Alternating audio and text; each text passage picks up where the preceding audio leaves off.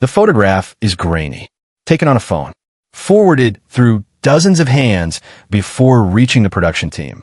It shows a chalkboard in a hospital room. Yes, a chalkboard, wheeled and specially, because the woman lying in the bed behind it wanted to teach one more lesson, even if it was her last. The words on the chalkboard are simple, written in shaky handwriting, the handwriting of someone whose strength is almost gone. The words say, "Dear Oprah, I have been teaching for 43 years. I have reached 11,000 students, but I cannot reach the one who mattered most. You, please, before I go, let me give you the lesson I have been saving." Oprah stares at this photograph. She is holding it on stage. The segment was supposed to be about inspiring teachers. The photograph was supposed to be part of a montage. But something about these words made the production team pull it out, made them investigate, made them track down the dying woman who wrote them. And what they discovered changes everything. Because this woman is not just any teacher. This woman taught at the same school Oprah attended. Not during her time there. Just after. She replaced a teacher who had been fired. A teacher who had been fired for defending Oprah. A teacher whose dismissal haunted him until the day he died. And this woman, dying in that hospital bed, has carried his story for 43 years. Waiting for the chance to deliver it. Waiting for Oprah. She's in the studio now, wheeled in a hospital bed, surrounded by monitors, barely able to lift her head. But her eyes are clear. Her mind is sharp, and she's ready to teach her final lesson. To the student who does not know, she was always meant to hear it. How do we get here? Rewind 124 minutes. The morning had begun with a photograph. A production assistant named Maria had received it from a friend. The friend had received it from a nurse. The nurse had received it from the dying woman herself. Eleanor Patterson, 78 years old, stage 4 lung cancer, former teacher at Nicolet High School in Milwaukee, Wisconsin. The same school Oprah Winfrey attended from 1968 to 1971. Maria had almost deleted the photograph.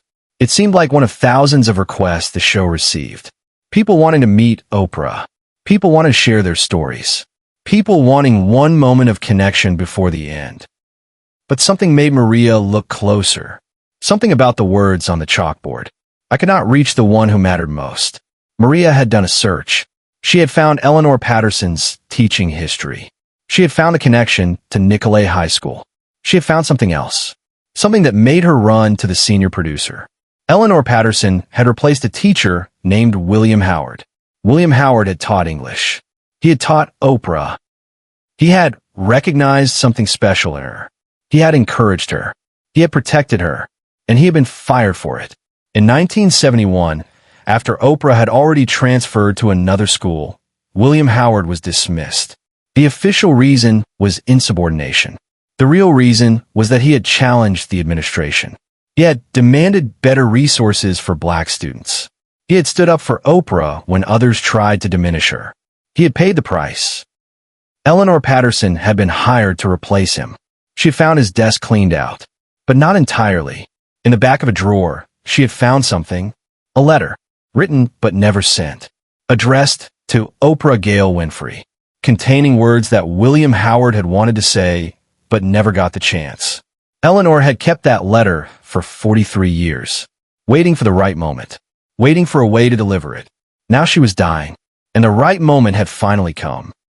Subscribe and leave a comment because the most powerful part of this story is still ahead. The production team had moved fast. They had contacted Eleanor's hospital. They had spoken with her doctors. They had received permission to transport her to the studio, against medical advice, but with Eleanor's insistence. "I will die in that bed either way," she had said. "Let me die doing something that matters." The arrangements had been made in hours. An ambulance, medical staff, equipment, all brought to the studio, all set up on stage, all hidden behind curtains until the right moment. Oprah had not been told. The production team had decided to let the moment unfold naturally. They had decided that Oprah needed to experience this without preparation, because the story they had uncovered was too important, too powerful, too connected to who Oprah had become. At 11:42 a.m., the curtain was pulled back. Eleanor Patterson was revealed, lying in a hospital bed. monitors beeping, for dripping, but eyes open, eyes focused on Oprah, eyes that had waited 43 years for this moment. Oprah stood frozen. She looked at the photograph in her hands. She looked at the woman in the bed. She looked at the chalkboard that had been wheeled in beside her. The same chalkboard from the photograph. The same words. Dear Oprah, I have been teaching for 43 years. I have reached 11,000 students. But I could not reach the one who mattered most. You. Please, before I go, let me give you the lesson I have been saving. Mrs. Patterson? Oprah asked. She did not recognize the name. She did not know this woman. But she felt something, a connection, a purpose, something sacred in the air. Eleanor smiled weakly. You do not know me, she said. Her voice was thin, thread-like, but every word was deliberate. But I know you. I have known you for 43 years. Through someone else's eyes. Through someone else's words. Through a letter that was never delivered.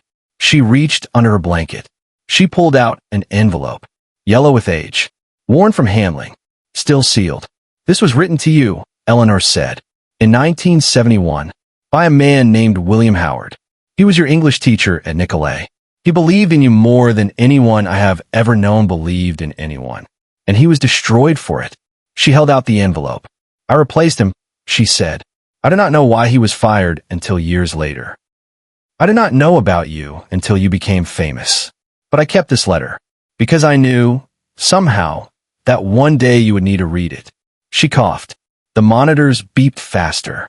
A nurse moved toward the bed. Eleanor waved her away. Not yet, she said. I am not finished teaching. Behind the scenes, Oprah made a decision that defied every producer's expectation. She walked to Eleanor's bedside. She sat down on a chair that had been placed there. She took Eleanor's hand. And she asked the question that would unlock everything. Tell me about William Howard. Eleanor's eyes filled with tears. He was the best teacher I never met, she said. When I took over his classroom, his students were devastated. They told me stories about him. How he stayed late to help them. How he bought books with his own money. How he made them believe they could be anything. She paused to catch her breath. And they told me about you, she continued. The girl he talked about constantly. The one he said would change the world. The one he defended against everyone who said she did not belong in the advanced classes. She squeezed Oprah's hand. He fought for you, she said. When the administration wanted to move you to remedial courses because of where you came from. When other teachers said you were too ambitious. When the system tried to put you in a box. William Howard stood up and said no. She coughed again. And they fired him for it, she said. Not officially. Officially, it was about following rules. About chain of command. About proper procedures. But everyone knew the truth. He was fired because he would not let them diminish you. This is the moment no one in the studio and no one watching at home ever saw coming. Oprah was crying now, silent tears streaming down her face. I did not know, she whispered. I transferred before all of that happened. I never knew why he left. Eleanor nodded. He did not want you to know, she said. He did not want you to carry that guilt. He knew you were destined for something greater. He did not want his sacrifice to become your burden. She lifted the letter. But he wrote this, she said, the night he cleaned out his desk. He wrote everything he wanted you to know, and he left it in a drawer, maybe hoping someone would find it, maybe just needing to put the words somewhere. She pressed the envelope into Oprah's hands. I found it, she said, and I have been its guardian ever since. Waiting for the right moment, waiting for a way to reach you, waiting until I had nothing left to lose by trying. She smiled weakly. Dying has its advantages, she said. No one can fire me now. Oprah looked at the envelope in her hands. 53 years old. Written by a man she barely remembered. A man who had seen her potential before anyone else. A man who had paid for that vision with his career. May I read it? Oprah asked. Eleanor nodded. It is yours, she said. It has always been yours. Oprah broke the seal carefully. The paper inside was brittle. The handwriting was neat. Precise. The handwriting of a teacher who believed in the power of words. She began to read aloud. Dear Oprah. She stopped. She looked at Eleanor. She looked at the audience. She continued. By the time you read this, if you ever read this, I will probably be long gone from Nicolet. Maybe long gone from teaching entirely. But there are things I need to say to you. Things I cannot say in class. Things that might not matter to anyone but me. But I need to write them anyway. Oprah's voice wavered. You are extraordinary. I know you have been told you are difficult. Ambitious. Too much. But what they call too much, I call exactly right. You have a fire in you that most people spend their whole lives searching for. Do not let anyone dim it. Do not let anyone convince you to want less. She wiped her eyes. I am being forced out because I would not let them shrink you. They wanted to move you to classes where you would not challenge anyone, where you would not make anyone uncomfortable by being exactly who you are. I said no. I said you belong in the advanced classes. I said you belong wherever you want to be. The audience was weeping, and they are punishing me for it, the letter continued. That is fine. I have been punished before for believing in students. I will be punished again. What I cannot accept is them punishing you. So I fought, and I lost. But losing does not mean I was wrong. Oprah could barely continue. She forced herself. One day, you're going to be somebody. I do not know what that will look like. I do not know where your path will lead. But I know this. You're going to reach people. Millions of people. You're going to make them feel seen. You're going to make them feel like they belong. Because that is what you did for me. Every day in my classroom. You reminded me why I became a teacher. She reached the final paragraph. So here's my last lesson for you, Oprah. Not from a textbook. Not from a curriculum. From my heart. She read the words slowly. Never apologize for taking up space. Never shrink yourself to make others comfortable. Never believe anyone who says you cannot. And never forget that somewhere out there, a teacher named William Howard believed in you completely, even when believing cost him everything. She folded the letter. She held it against her chest. Forever your teacher, William Howard. Share and subscribe. Make sure this story is never forgotten. For a long moment, no one spoke. The weight of 53 years filled the room. A letter that had waited half a century. A sacrifice that had never been acknowledged. A teacher who had seen a future no one else could see. And a student who had become everything he predicted. Oprah finally looked at Eleanor. What happened to him? She asked. After he was fired? Eleanor's face was sad. He tried to teach at other schools, she said. But word spreads in education. He was labeled a troublemaker. He could not find work. She paused. He died in 1987, she said. Heart attack. He was 61 years old. He never married. He never had children. Teaching was his life. And when they took that away, he never fully recovered. Oprah closed her eyes. I should have known, she whispered. I should have found out. I should have reached out to him. Eleanor shook her head. He did not want that, she said. He was not teaching for recognition. He was teaching for the teaching. For the moment when a student's eyes light up. For the knowledge that something he said might echo forward through time. She gestured to Oprah. You are his echo, she said. Every life you have touched. Every person you have inspired. Every time you have made someone feel seen. That is William Howard. Working through you. Living on through you. Teaching through you. She smiled. He reached 11,000 students through his own classroom, she said. But through you, he has reached hundreds of millions. That is not a failed career. That is the most successful teaching legacy in history. Oprah stood. She walked to the chalkboard beside Eleanor's bed. She picked up a piece of chalk, and she wrote something beneath Eleanor's words. In her own handwriting, she wrote, William Howard, my teacher, my defender, my first believer. I will carry your lesson forward. Forever. She turned back to Eleanor. Thank you, she said, for keeping his words safe. For delivering them to me. For finishing what he started. Eleanor's eyes were wet. That is what teachers do, she said. We pass things along. We carry what needs to be carried. We wait as long as it takes. She smiled. I can rest now, she said. My last lesson is delivered.